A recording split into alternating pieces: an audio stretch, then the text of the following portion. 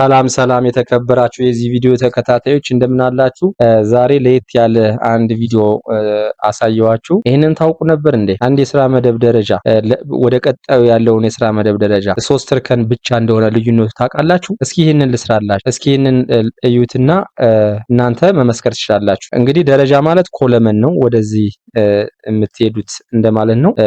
የመንግስት ሰራተኞች ወይም ደግሞ የኢትዮጵያ የመንግስት ሰራተኞች የደሞዝ ስኬል የሚያርፈው ወይም ደግሞ ደረጃ የስራ መደቡ ደረጃ 22 ነው። መጨረሻው 22 ያርፋል። አንድ ብሎ ጀምሮ እንግዲህ በሮማን ናምበር ነው የሚጻፈው። አንድ ብሎ ጀምሮ 22 ነው።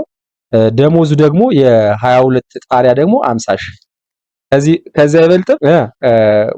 ከመነሻው ደግሞ ከ6000 መጨረሻው 50000። እንግዲህ የዛሬው ጥያቄ ግን ለምሳሌ ደረጃ 1 እና 2 የሚገናኙበትን ቦታ ላይ ላሳያችሁ። ደረጃ 1 እና ደረጃ 2 እዚህ ጋር አሉ አይደል? እዚህ ጋር 6365 የሚሆነው እዚህ ጋር አለ። ይታያችሁ ከሆነ 6365 የሚያሳየው ይሄው እዚህ ጋር ማለት ነው። አሁን የዚህ የስራ መደብ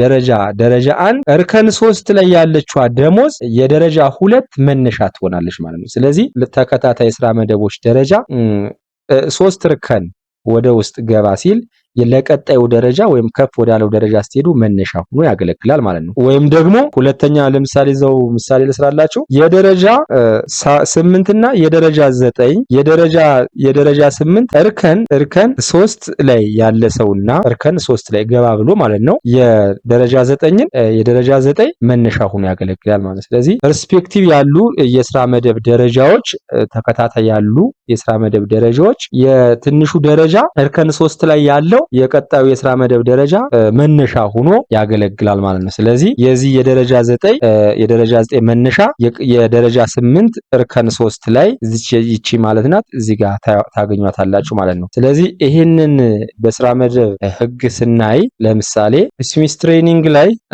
ለምሳሌ እዚህ ላይ የሰው ሀብት ብቃትና ልማት ቡድን መሪ የሚባል የስራ መደብ አለ። እዚህ ጋር ይሄ የስራ መደብ ወይም ደግሞ ሲሸነሸን ማለት ነው የመደብ መታወቂያ ቁጥሩ እዚህ ጋር የስራ መደብ ስያሜው አለ። የመደብ መታወቂያ ቁጥሩ እዚህ ጋር ያለችዋ 79 የመደብ መታወቂያ ቁጥር ወይም ደግሞ እዚህ ላይ ይታያል። ይሄ ተቋም የሚጠቀመው የደሞዝ ስኬል እዚህ ጋር ይታያል። እዚች ላይ ያለችዋ ኤክስቪአይ ደግሞ ደረጃው ናት። ስለዚህ ማፒንጉን እዩትማ። እዚህ ጋር ያለችዋ የስራ መደብ ደረጃ በዚህ መደብ መታወቂያ ቁጥር የምትታወቀዋ ይቺ የስራ መደብ ስያሜ ደረጃ 16 ናት አይደለ? የደረጃ 16ን መነሻ ደሞዝ ስኬል እና የደረጃ ይሄ ደግሞ ደረጃ 13 ላይ ነው ያለው። ደረጃ 13 የቀጣዩ የስራ መደብ ማለት ነው። ያው ደረጃ 13 ይላል እዚች ላይ። እንግዲህ ሁለቱን የስራ መደቦች ኮምፔር እያደረግን ነው። ደረጃ 13 እና ደረጃ 16 የት ላይ እንደሚገናኙ ላሳያችሁ። እንግዲህ ደረጃ 13 እና ደረጃ 16 ምንድነው? እዚች ላይ ሂደን እዚህ ጋር ሊድና ደረጃ 13 እና ደረጃ 16 ማለት እዩልኝ፣ እዚህ ጋር ያለውና እዚህ ጋር ያለውን ነው። የደረጃ 16 23173 ብር ይላል። የደረጃ 13 23000 ያለው እዚህ ላይ ስንፈልገው ይሄው እዚህ ጋር ማለት ነው። ስለዚህ ይሄንን የት ስንተኛው እርከን ላይ እንደሆነ ማወቅ ትችላላችሁ። መጨረሻው የት ላይ እርከን ላይ ነው ያለው ማለት ነው። ደረጃ እዚች ላይ ማለት ነው። እዩት እዚህ ደረጃ እንግዲህ የሶስት ደረጃዎች 9 እርከን አለፈ። 13 14 15ን አለፈ። 16ኛው ላይ እዚች ላይ መጣ ማለት ነው። ስለዚህ የአንድ ደረጃ ዋጋ 3 እርከኖች ናቸው በማለት አሳየዋችሁ።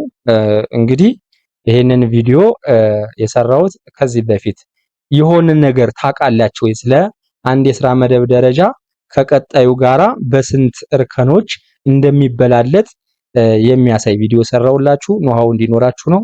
አመሰግናለሁ። አማኑ ነበርኩ። የቪዲዮውን ከወደዳችሁት ላይ ሰብስክራይብ አድርጉት። ባይ ባይ።